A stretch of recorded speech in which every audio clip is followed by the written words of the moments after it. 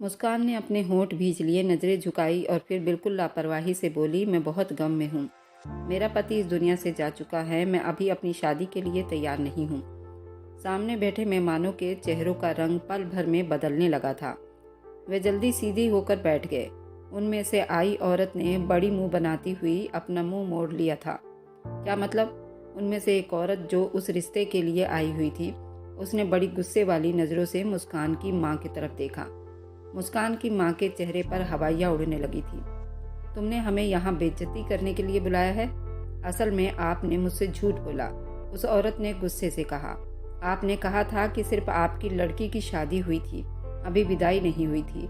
मगर ये तो कह रही है कि इसका पति मर चुका है और ये लड़की उसी के गम में है। वह अपना अधूरा शब्द छोड़कर जहर भरी नज़रों से मुस्कान को देखने लगी थी।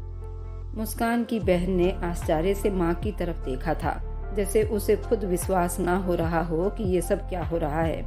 हम इस तरह की लड़की को अपनी बहू नहीं बना सकते, उस औरत ने बड़े गुस्से से कहा था। ये पहले ही किसी के साथ अपनी ज़िंदगी बिता चुकी है और उसके गम में है, और आप हमें धोखे में रख रहे हैं और ये रिश्ता कर रहे हैं। मुस्कान की माँ ने आगे बढ़कर कुछ कहने की हिम्मत की, मगर वे लोग खड़े हो चुके थे।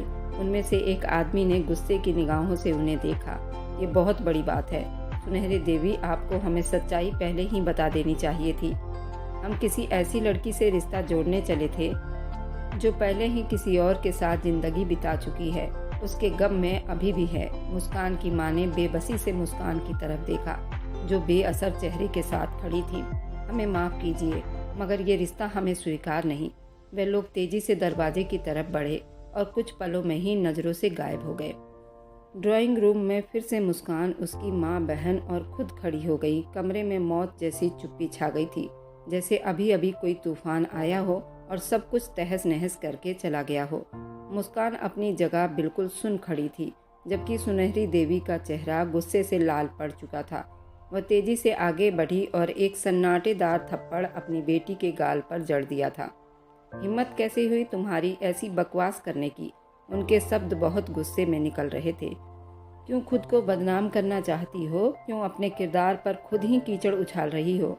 मुस्कान ने झुके सिर के साथ अपने जलते हुए गाल को हाथ से सहलाया, मगर उसके अंदर किसी तरह का अफसोस या पछतावा या शर्म नहीं थी। उसकी आंखें आंसुओं से भर गई थी, मगर उनमें दर्द से ज़्यादा बेबसी नजर आ रही थी। बदनाम, ये कहकर हंसी थी। मम्मी, मुझे बदनाम करने की ज़रूरत नहीं। ये दुनिया खुद ही मेरे किरदार पर उंगलियां उठा रही है। आपने सुना नहीं वे लोग क्या कह रहे थे? सुनहरी देवी ने गुस्से से उसकी तरफ देखा। ये सब तुम्हारी अपनी गलती है, तुमने खुद ही ये सब किया। अगर तुम चुप रहती तो ये तमाशा ना बना होता। इतने में उसकी बहन भी आ गई। बड़े नरम शब्दों में बोली, मुस्कान, प्लीज़ मत करो खुद के साथ ये सब। जो हो गया है उसे भूल जाओ। हम कुछ और सोच लेंगे, कोई और हल निकाल लेंगे, लेकिन यूँ सबके सामने अपनी बेइज्जती मत कराओ। मुस्कान ने आश्चर्य से बहन की तरफ देखा। क्यों ना करूं? क्यों मैं उन सब के मुंह पर हकीकत ना बताऊं? आप सब मुझे मजबूर कर रहे हैं कि मैं भी इस झूठी दुनिया के वसूलों में कैद हो जाऊं, मगर नहीं। अगर आपने जबरदस्ती की तो याद रखो, मैं खुद को ऐसे ही बदनाम करवाऊंगी। सुनहरी देवी का पारा हाई हो गया था। बकवास बंद करो मुस्कान। मम्मी, वो चिढ़कर बोली थी। मैं चुप नहीं रहूंगी, मैं जानती हूँ। अब मुझे हर जगह से ठुकराया जाएगा, हर दरवाजे मेरे लिए बंद कर दिए जाएंगे, मगर मैं खुद को और ज़्यादा धोखे में नहीं रखना चाहती। ये कहकर वो पलटी और तेजी से अपने कमरे की तरफ बढ़ गई। उसके कदम भारी हो चुके थे, जैसे उसका जिस्म बोझ बन चुका हो।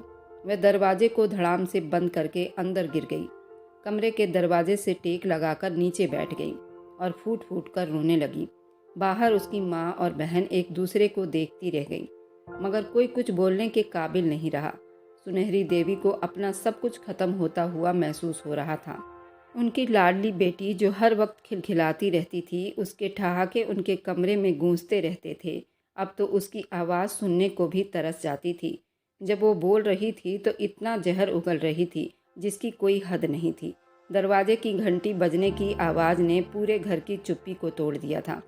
विशाखा ने चौंक कर माँ की तरफ देखा, फिर जल्दी से उठकर दरवाजे की तरफ बढ़ गई। जैसे ही उसने दरवाज़ा खोला, सामने खड़े चेहरे को देखकर उसकी सांस रुक गई। चौखट पर तुषार के पापा देवेंद्र साहब उसके अंकल खड़े थे। उनके साथ एक और आदमी था, कॉटन की शर्ट और पैंट में, और बहुत घमंडी दिखाई दे रहा था। उसके चेहरे पर कोई असर दिखाई नहीं दे रहा था, जैसे वह यहाँ आना ही नहीं चाहता हो, मगर फिर भी उसे यहाँ जबरदस्ती लाया गया हो। विशाखा ने उसके बारे में बहुत कुछ सुन रखा था। वह किसी के घर नहीं जाता था। वह हैरानी के समंदर में डूबी खड़ी थी। जब देवेंद्र साहब ने नरमी से उसके सर पर हाथ रखा, बेटा सुनहरी देवी कहाँ है? विशाखा को जैसे होश आया, अंदर है, उसने कहा और एक तरफ हट गई। देवेंद्र साहब तेजी से अंदर बढ़े और उनके साथ आया वह लड़का। एक नज़र विशाखा पर डालकर बेअसर होकर कदम आगे बढ़ा दिए। आंगन में दाखिल होते ही देवेंद्र साहब ने अपनी पत्नी की सहेली को बुलाया था। सुनहरी देवी ने जैसे ही ये आवाज़ सुनी, उनके हाथ कांपने लगे। वो बेआवाज मुड़ी और सामने देवेंद्र साहब को देखकर एक पल के लिए बिल्कुल सुन रह गई। आंखों में आंसू भर आए, दिल में दबे सारे सिकवे जुबान पर आने को मचल रहे थे, मगर कुछ कह न सकी। अगले ही पल वो बेकाबू आगे बढ़ी और देवेंद्र साहब के सामने फूट फूट कर रोने लगी, क्योंकि देवेंद्र उनके दूर के रिश्तेदार भी लगते थे और वे सुनहरी देवी को बहुत मानते थे। देवेंद्र साहब, आप कहाँ थे? मैं बिल्कुल अकेली हो गई थी। आपके बेटे ने मेरी बच्ची की जिंदगी बर्बाद कर दी और मैं बस देखती रह गई। वीरेंद्र साहब ने सुनहरी देवी को संभालने की बहुत कोशिश की। धीरे से कहा, माफ़ कर दो सुनहरी देवी, बेहद शर्मिंदा हूँ। इसके लिए मेरे बेटे ने तुम्हारी बेटी के साथ इतना बड़ा जुल्म किया, इतनी बड़ी नाइंसाफ़ी की। मैं उस लायक नहीं हूँ, मुझे माफ़ कर दो सुनहरी देवी। पीछे हट गई और आंखों में आंसू लिए शिकायत करने लगी। इस सब में हमारी क्या गलती है? आपको बताना पड़ेगा। मैंने अपनी बेटी का रिश्ता अपने ही सहेली के घर में करवा दिया ताकि मेरी बेटी सुकून से रहे। मैंने ये नहीं सोचा था कि तुषार यूं हमारी इज्जत को खाक में मिला देगा। वीरेंद्र साहब का चेहरा गुस्से में हो गया था, आंखों में एक खतरनाक चमक उभरी थी। वह फैसले वाले शब्दों में बोले, सुनहरी देवी, अगर अपने बड़े बेटे से तुम्हारी बेटी की शादी ठीक तरह से नहीं चल पाई तो मैं अपने छोटे बेटे समक्ष का रिश्ता तुम्हारी बेटी मुस्कान से करने के लिए तैयार हूँ। ये सुनते ही आंगन में बिल्कुल सन्नाटा छा गया। हाँ, आज इसलिए मैं यहाँ तुम्हारी चौखट पर आ गया हूँ। जिस तरह मेरे बड़े बेटे ने तुम्हारी बेटी की इज्जत को दागदार किया है, मेरा छोटा बेटा तुम्हारी बेटी को इज्जत देगा, उसके सिर पर अपने नाम की चुनरी रखेगा। सुनहरी देवी हैरानी से वीरेंद्र साहब को देखने लगी थी, जबकि विशाखा का मुंह खुला का खुला ही रह गया। देवेंद्र साहब ये सब बोलकर चुप खड़े हो गए। वे अपने जवाब का इंतजार कर रहे थे। उनकी आंखों में एक अजीब सी शक्ति उभरी थी, मगर समक्ष के चेहरे पर किसी तरह का कोई असर नहीं था। वह यूं ही चुप खड़ा था, जैसे उसे कोई फर्क नहीं पड़ा हो।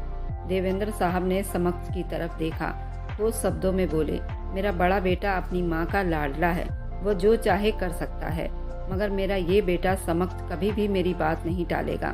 सुनहरी देवी ने आश्चर्य से समक्ष को देखा, जिसके चेहरे से साफ पता चल रहा था कि वह इस बात से पूरी तरह सहमत और राजी भी है। वह ना तो मना कर रहा था, ना ही किसी तरह का कोई एक्शन या रिएक्शन उसके चेहरे से मालूम पड़ रहा था, पर वह चुपचाप सब कुछ सुन रहा था, जैसे उसे पहले ही अंदाजा था कि ऐसा कुछ होने वाला है। लेकिन सुनहरी देवी ने बेकाबू होकर पीछे हटते हुए सख्त शब्दों में कहा, नहीं नहीं वीरेंद्र साहब, अब मैं अपनी बेटी को दोबारा उस नर्क में नहीं धकेल सकती। मैं आपके भरोसे पर अपनी बेटी को आपके बड़े बेटे से ब्याह कर दिया था, और फिर हमें क्या मिला? हमें सिर्फ बदनामी और रुसवाई मिली। इसलिए देवेंद्र साहब, मैं अपनी बेटी को एक और परीक्षा में नहीं डाल सकती। देवेंद्र साहब ने गहरी सांस ली। उनकी नज़रें गंभीर से भी ज़्यादा दुखी थी। उनकी नज़र सुनहरी देवी के चेहरे पर जमी रह गई, मगर उससे पहले कि वह कुछ कहते, पीछे से एक भारी मजबूत आवाज़ उभरी, वो मेरा बड़ा भाई था और मैं समक्ष हूँ। सब चौंक कर समक्ष की तरफ देखने लगे, जो अपनी आंटी को देखे जा रहा था। उसकी आंखों में एक अजीब सा ठहराव था, चेहरा सख्त मगर भीतर से सुकून और विश्वास से भरा हुआ था। वीरेंद्र का छोटा बेटा, जो मर तो सकता था लेकिन अपनी जुबान से पलट नहीं सकता था। उसकी गहरी वजनदार बात ने सुनहरी देवी को एक पल के लिए चुप करवा दिया था। वह आश्चर्य से उसे देखने लगी। समक्ष के व्यक्तित्व में वही अपनापन था जो हमेशा अपनी बात पर डटा रहे, चाहे कुछ भी हो जाए। उसके अंदाज में गुरूर की जगह विश्वास था। देवेंद्र साहब ने आगे बढ़कर सुनहरी देवी के कंधे पर हाथ रखा और बोले, सुनहरी देवी, मैं तुम्हारी तकलीफ समझ सकता हूँ, मगर जो हो गया उसे बदल नहीं सकता।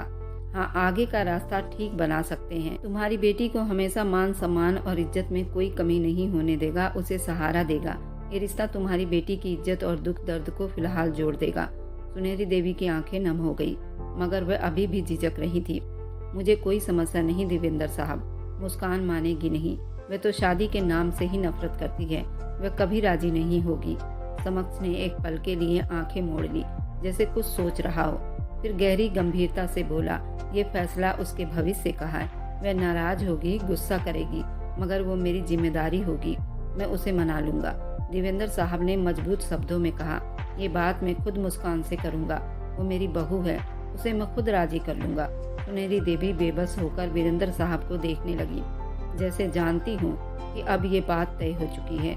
वीरेंद्र साहब उसी पल मुस्कान के कमरे की तरफ बढ़े थे। उन्हें विश्वास था वह मुस्कान को राजी कर लेंगे। उन्होंने दरवाजे पर आहट दी और अंदर दाखिल हो गए थे। मुस्कान जमीन पर ही आंखों में आंसू लिए बैठी थी। देवेंद्र साहब ने जब उसे इस हालत में देखा तो उनका दिल कांप उठा था। किसी की आहट महसूस करते ही मुस्कान ने सिर उठाया था। सामने देवेंद्र साहब को देखकर उसकी आंखों में आंसू आ गए थे। वह तड़प कर अपने अंकल के सीने से जा लगी थी। उन्होंने जल्दी ही उसे अपने सीने में दबा लिया था। उसकी सिसकियां पूरे कमरे में गूंज रही थी। उन्होंने अपने हाथों से उसके आंसू साफ किए थे। उसे सामने रखे सोफे पर बैठा दिया था। एक बार फिर बिलक उठी थी, मगर देवेंद्र साहब ने उसके सर पर हाथ रखते हुए कहा था, ना मेरी गुड़िया, इस तरह खुद को बिल्कुल अकेला मत समझो। किसी बेवफा आदमी के लिए तो बिल्कुल भी नहीं। मैं कभी उसको माफ नहीं करने वाला। मगर हाँ, आज मैं तुम्हारे सामने एक सवाली बनकर आया हूँ, उम्मीद लेकर आया हूँ। मेरी बेटी, मुझे मायूस मत करना। उनकी बात सुनकर मुस्कान नासमझी से उनकी तरफ देख रही थी। कुछ पल कमरे में बिल्कुल चुप्पी रही। फिर वीरेंद्र साहब उसकी तरफ देखते हुए बोले थे, मैंने फैसला किया है, मैं इस तरह तुम्हारे नाम को खराब नहीं होने दूंगा। मैंने सोचा है कि मैं तुम्हारी शादी अपने छोटे बेटे समक्ष से करवा दूं। वह तुम्हें बहुत खुश रखेगा और वह इस रिश्ते के लिए राजी भी है। तुम्हारा जो भी जवाब है तुम अपनी माँ को दे सकती हो। हम बेटियों से मर्जी पूछे बिना रिश्ता नहीं करते। ये बोलकर वह ठहरे नहीं थे। मुस्कान को ऐसी उलझन में डाल चुके थे जिसका जवाब उसके पास मौजूद नहीं था। वीरेंद्र साहब को वह एक शब्द भी नहीं बोल पाई थी। वह जिस तरह आए थे उसी तरह चले गए थे, जबकि वह वहीं सिर थामे बैठी रह गई। अब ये कौन सी नई मुसीबत उसके लिए तैयार हो चुकी है। उसका तो दिल ही मर चुका था। तुषार के धोखे के बाद वह किसी को भी अपनी जिंदगी में शामिल नहीं करना चाहती थी, और वह भी तुषार के छोटे भाई समक्ष से शादी। ये तो मुमकिन ही नहीं था। वह कई बार अपनी छोटी बहन विशाखा के मुंह से सुन चुकी थी कि वो बहुत घमंडी आदमी है, किसी को अपने मुंह लगाना पसंद नहीं करता, हर आदमी को जूते की नोक पर रखता है। किसी भी पारिवारिक पूजा आराधना या सुख समृद्धि में कभी उसको नहीं देखा जाता। उसको सिर्फ और सिर्फ अपने बिजनेस से प्यार था। ये बात तो परिवार का हर बच्चा जानता था। इतनी छोटी उम्र में ही उसने अपने नाम को सबसे ऊपर किया था। ये कोई छोटी बात नहीं थी। परिवार को वह ऊंचाइयों पर देखना चाहता था, मगर अब उसका रिश्ता उसकी समझ से बिल्कुल अलग था। लेकिन कहते हैं ना, जब इंसान का दिल टूट जाता है, या तो वह एक जिंदा लाश बनकर रह जाता है या फिर बिल्कुल कमजोर हो जाता है। और इस बार मुस्कान अब समक्ष की पत्नी बनने जा रही थी। उसकी आंखें असर पल में बदलना शुरू हो गए थे। वह तुषार से अपना बदला लेना चाहती थी। उसकी आंखों में इंतकाम की आग नजर आ रही थी। वह खुद अपने मुंह से बोलती हुई उठ खड़ी हुई। मुझे बर्बाद किया है ना तुषार तुमने, मैं अब तुम्हें बर्बाद कर दूंगी। तुम्हारे ही भाई से शादी करके तुम्हारे ही छत के नीचे रहूंगी और तुम्हें जलाकर राख कर दूंगी। खुद तो बर्बाद हो चुकी हूँ, अब मैं तुम्हें और तुम्हारे भाई, तुम्हारे पूरे परिवार को बर्बाद कर दूंगी। ये कहते ही वह अपनी जगह से उठी थी। मैं अब और ज्यादा नहीं रो सकती। जितनी तकलीफ मुझे दी है तुम्हें भी अब मैं पल पल तड़पाऊंगी। तुम्हारी आंखों के सामने रहते हुए तुम्हें तड़पाऊंगी। मुस्कान अब वो बुजदिलों की तरह नहीं रोएगी, बल्कि पूरे परिवार को तबाह करके रख देगी। उसने अपनी आंखों को साफ किया था, रगड़ रगड़ कर अपने गाल साफ किए थे। बाहर आकर अपनी माँ को उस शादी की हामी भर दी थी। वह समक्ष से शादी के लिए तैयार है, जबकि सुनहरी देवी तो बिल्कुल दंग रह गई थी।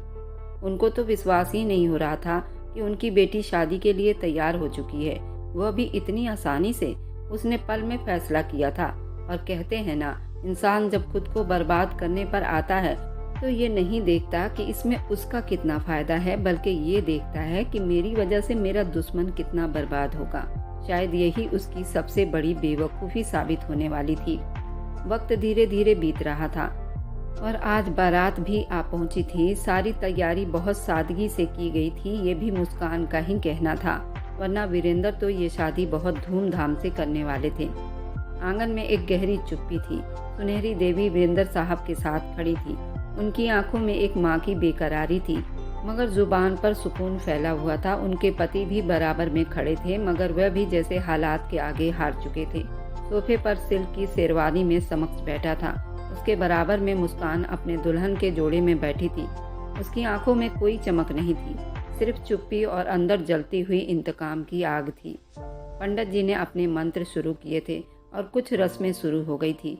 धीरे धीरे मुस्कान समझ के साथ फेरे लेने उठ खड़ी हुई थी। मरे मरे कदमों से वो फेरे ले रही थी, लेकिन अंदर इंतकाम की आग जलाकर बैठी थी। हवन की आग के साथ उसके अंदर की आग भी बहुत तेज हो रही थी। मुस्कान ने अपनी निगाहें उठाई, एक पल के लिए समक्ष को देखा, मगर उसके चेहरे पर कोई भी रिएक्शन नहीं था, जैसे ये सब उसके लिए आम बात हो। मुस्कान की आंखों में एक पल के लिए चिंगारी लहराई थी। थोड़ी ही देर में शादी संपन्न हो गई थी।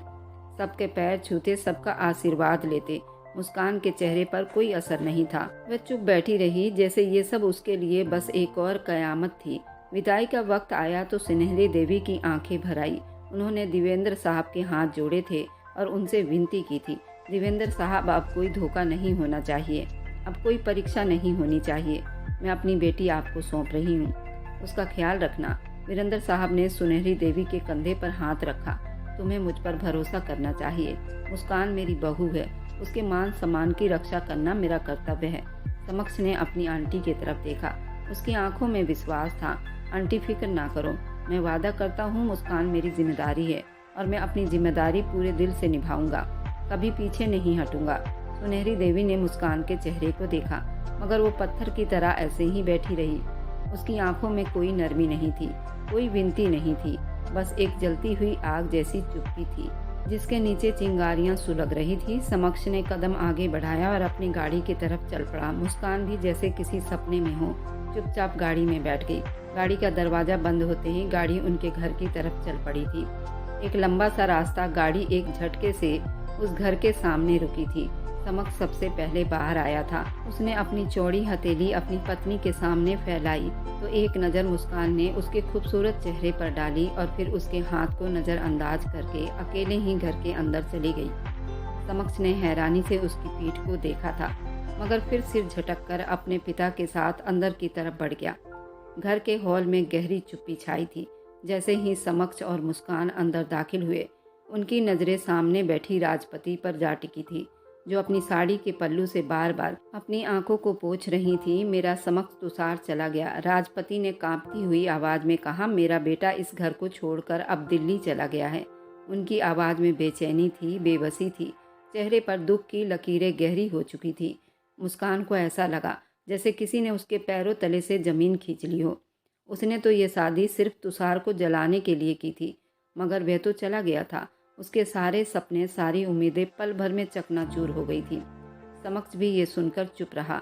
उसके माथे पर तेवरी चढ़ गए, मगर वह कुछ न बोला। देवेंद्र साहब ने गहरी सांस ली और राजपति की तरफ देखते हुए धीमे मगर गहरे शब्दों में बोले, अगर तुम बेटों की माँ बन गई हो तो इस बात का अहंकार मत करो। राजपति, भगवान ने अगर तुम्हें बेटी नहीं दी तो क्या हुआ, लेकिन चांद से 2 बेटे दिए हैं। उनकी किस्मत से हटकर उनके आने वाले कल का सोचो। राजपति ने आंसू भरी आंखों से अपने पति को देखा, मगर कुछ न बोली। उनके पास कोई जवाब नहीं था। इधर समक्ष ने एक नज़र अपनी माँ पर डाली, फिर मुस्कान की तरफ देखा, जो बिल्कुल सुन खड़ी थी। एक पल को वो बहुत बिदका था, मगर फिर जैसे खुद को संभाला था। उसने सिर झटका और मजबूती से मुस्कान का हाथ थाम लिया। मुस्कान ने चौंक कर उसकी तरफ देखा, मगर समक्ष के चेहरे पर गंभीरता थी। किसी की परवाह किए बिना उसे लिए चुपचाप सीढ़ियां चढ़ने लगा। वह ऐसा ही था, अपनी जिंदगी अपनी मर्जी से बिताने वाला आदमी। फालतू चीजों के लिए कभी उसके पास टाइम ही नहीं था। कमरे में दाखिल होते ही समक्ष की नज़र सामने बिछी लाल चादर पर गई तो उसका चेहरा एकदम गुस्से में हो गया था। उसने दरवाजा बंद किया और गुस्से से आसपास देखा, जैसे खुद पर काबू पाने की कोशिश कर रहा हो। ये लाल चादर किसने बिछाई? समक्ष की आवाज़ कमरे में गूंजी थी। मुस्कान ने हैरानी से उसकी तरफ देखा। क्या मतलब? मैंने तो सफ़ेद चादर का कहा था। उसकी नज़रें मुस्कान पर जमी हुई थी, जैसे उसकी हर हरकत को जांच लेना चाहता हो। मुस्कान ने नासमझी से पूछा। समक्ष ने एक मुस्कुराहट के साथ कदम आगे बढ़ाया था। वजह यह कि तुमने पहले मेरे भाई से शादी की थी। मैं आज की रात तुम्हारे कंवारेपन को चेक करना चाहता हूँ, क्योंकि भाई हमेशा तुमसे मिला करते थे और मुझे तुम पर विश्वास नहीं। अगर इस सफ़ेद चादर पर धब्बा आया तो तुम सच में एक कंवारी लड़की हो। अगर नहीं आया तो वो पल भर कर रुका तो इसका मतलब है कि तुम इस्तेमाल हो चुकी हो और मैं इस्तेमाल की हुई चीज़ नहीं रखता। मैं तुम्हें भाई को वापस लौटा दूंगा। मुस्कान के चेहरे ने पहले हैरानी भरी, फिर एक मुस्कुराहट सजा लिया। तो तुम्हें फ़र्क पड़ता है? उसकी आंखों में देखकर बोली। समक्ष का गुस्सा और ज़्यादा भड़क उठा। मेरे सवाल का जवाब दो। मुस्कान खुद उसको शक में डालते हुए बेड की तरफ देखी, फिर बेड पर बैठ गई। बड़े नरम और जहर भरे शब्दों में बोली, तुम्हें सोच समझकर ये शादी करनी चाहिए थी समक्ष। हो सकता है मैंने तुम्हारे भाई के साथ रिश्ता जोड़ लिया हो। आखिर वो मेरा पति था। हम दोनों एक दूसरे के लिए पवित्र थे। समक्ष के चेहरे की रंगत बदल गई थी। आंखों में जैसे गुस्सा था। कुछ पल तक वह उसे घूरता रहा, जैसे विश्वास न हो रहा हो। मुस्कान, ये सब क्या कह रही हो? क्या बकवास कर रही हो? उसके होंठ सख्ती से बंद हुए थे। मुस्कान ने कंधे उचकाए। ये सोचो, अगर सच हुआ तो? समक्ष की मुट्ठियां जोर से बंद हो गई। उसकी सांस फूलने लगी, जैसे खुद पर काबू पाने की कोशिश कर रहा हो। अचानक वो गुस्से से पलटा और दरवाजा खोलकर तेज कदमों से बाहर निकल गया। दरवाजा एक धमाके से बंद हुआ। मुस्कान ने गहरी सांस ली। उसकी आंखों में जलती चिंगारियां और भड़क उठी थी। आज की रात उसे हर हाल में समक्ष को तोड़ना था, क्योंकि वे जानती थी कि अब वही उसकी जंग का मैदान है। हाँ, वो जानती थी वो बेवजह अपने रिश्ते को बर्बाद कर रही है, लेकिन ये सब भी जरूरी था। अगर वह अपने दिमाग में गलत सोच सकता था तो भला वह क्यों ना उसके दिमाग में शक भरती। रात भर इस उलझन में बीत चुकी थी। वह सीधा अपने पिता के पास आया था और साफ शब्दों में कहा था उस लड़की को अपनी जिंदगी में शामिल नहीं कर सकता। वह उसको डिवोर्स देगा। मगर वीरेंद्र साहब ने उसको अपनी कसम दी थी, भगवान के लिए मुझे अब और रुसवा न करना। तुम्हारे एक भाई ने मुझे बर्बाद कर दिया। मैं सुनहरी देवी के सामने नजर नहीं मिला सकता। तुमसे मुझे बहुत उम्मीद थी। जब वो तड़प कर बोला था, मगर पिताजी, मैं कैसे उस इस्तेमाल की हुई लड़की से अपना रिश्ता जोड़ सकता हूँ? आपने कहा था उसकी सिर्फ तुषार भाई से शादी हुई थी, क्योंकि मैं तो यहाँ था ही नहीं, मैं विदेश में था। मुझे इसके बारे में कोई जानकारी नहीं। मगर वह तो कहती है हो सकता है वो मेरा पति था और मैं उसके साथ अपना रिश्ता जोड़ चुकी थी। ये बात सोचने की है। फिर उसने अभी तक शादी क्यों नहीं की थी? उसके गम में मरी जा रही थी। मगर फिलहाल वीरेंद्र साहब ने उसको चुप करवा दिया था। गुस्से से कमरे से निकलते चले गए थे। सूरज की पहली किरण खिड़की से छनकर कमरे में दाखिल हुई, मगर मुस्कान के लिए ये रोशनी बेमतलब की थी। उसकी ये रात तो वैसे ही सुकून में बीती थी। अचानक दरवाजे पर हल्की सी किसी की आने की आहट हुई। नौकरानी अंदर आते ही, मैडम जी, दिल्ली से खबर आई है। मुस्कान ने बिजली की नज़रें उठाई। कौन सी खबर? आवाज़ कांप रही थी। तुषार साहब की मृत्यु हो गई है। ये सुनते ही मुस्कान की सांस जैसे रुक सी गई। दिल की धड़कनें बेकाबू हो गई। आंखों के सामने अंधेरा छाने लगा। ये क्या कह रही हो? वह चुप से बोली, जैसे खुद को विश्वास दिलाने की कोशिश कर रही हो जो सुना वो गलत है। मगर नौकरानी चुपचाप सिर झुका गई। नौकरानी के कदम खुद ब खुद पीछे हटे। उसके हाथ ठंडे पड़ चुके थे। वह सुन होती हुई बेड पर बैठ गई। दिमाग बिल्कुल उलझा हुआ था। ये नहीं हो सकता, उसने खुद से कहा। मगर हकीकत यही थी। अब यह हकीकत उसके सामने थी। मंजर बदल चुका था। आंगन में तुषार का शव रखा गया था, सफेद कपड़ों में लिपटा हुआ। कल तक जो जीता जागता था, आज वो बेजान था। हर तरफ एक गम का कोहराम था। राजपति बेटे के सिरहाने बैठी दहाड़े मार रही थी। मेरे बच्चे को किसकी नज़र लग गई है? किसकी बद्दुआ लगी है? मेरे बेटे को मुस्कान कांपते हुए कदमों के साथ अंदर दाखिल हुई। जैसे ही राजपति की नज़र उस पर पड़ी, उनकी आंखों में और ज़्यादा नफरत उभरी। एक झटके से उठी और उंगली सीधी मुस्कान की तरफ की। ये सब तेरी वजह से हुआ है। मेरे बेटे को तूने मार दिया। तूने ही ऐसा धोखा दिया होगा। वह बर्दाश्त न कर सका और इस दुनिया से चला गया। मुस्कान के कदम जमीन में गड़ चुके थे। नहीं, मैंने कुछ नहीं किया। उसका स्वर कांप रहा था, मगर राजपति के दिल में उसके लिए तरस की कोई गुंजाइश नहीं थी। झूठ मत बोलो, मेरा बच्चा तुमसे मोहब्बत करता था, लेकिन तूने उसे धोखा दिया है। राजपति की चीख ने माहौल को और ज़्यादा गमगीन कर दिया। मुस्कान की आंखों में आंसू तैरने लगे। वह कुछ और सुनने की हिम्मत न रख सकती थी और वह लड़खड़ाते कदमों से अपने कमरे की तरफ भागी और दरवाज़ा बंद कर लिया। एक बार फिर मंजर उसके आंखों के सामने आया। समक्ष मेहमानों से मिल रहा था। अचानक एक आदमी तेज कदमों से उसके करीब आया। ये तुषार का सबसे जिगरी दोस्त था। छोटे साहब, ये तुषार साहब का आखिरी खत है। उन्होंने कहा था कि आप तक पहुंचा दूं। दोस्त ने कांपते हाथों से एक लिफाफा निकालकर समक्ष की तरफ बढ़ाया। समक्ष ने हैरानी से वह खत खोला ही था। मेरे भाई, जब तुम ये खत पढ़ोगे मैं इस दुनिया में नहीं रहूँगा। मुझे कैंसर था, वह भी लास्ट स्टेज पर। मुझे पता चल चुका था कि अब इस बीमारी का कोई इलाज नहीं था। मैं जानता था मेरे पास वक्त कम है, इसलिए मैंने मुस्कान को डिवोर्स दी ताकि वह विधवा न बने। वह बेगुनाह है। हम दोनों की शादी हुई थी, मगर मैंने कभी उसके साथ शारीरिक संबंध नहीं बनाया। अब जब मैं सुन रहा हूँ कि तुमने उससे शादी कर ली है, तो मेरी तुमसे एक और विनती है, उसका ख्याल रखना। वह बिल्कुल पवित्र है। उसकी ज़िंदगी को अपनी जिद की भेंट मत चढ़ाना। समक्ष की आंखों से कांपते हुए आंसुओं का सैलाब बह रहा था। हे भगवान, वह जल्दी अंदर बढ़ा। सामने ही राजपति बैठी थी। कुछ सोचकर उसने उसी वक्त अपनी माँ के हाथ में वह खत थमा दिया। राजपति ने आश्चर्य से उसे पढ़ा और फिर जैसे उनकी टांगों में जान न रही, वह बैठ गई। सिर थामे हुए बोली, जिस लड़की को मैं इस सब का कारण समझती रही, मेरे बेटे ने तो उसे विधवा होने से भी बचा लिया था। उन्होंने शर्मिंदगी से सर झुका लिया था, क्योंकि अब ये खत देखकर उनका सिर और भी शर्मिंदगी से झुक गया था। वह धीरे से अंदर दाखिल हुई। मुस्कान बेजान सी कोने में बैठी थी। आंखों में आंसुओं का समंदर था। मुस्कान वह धीरे से बोली और उसके करीब आकर बैठ गई। कुछ पल बिल्कुल चुप रही।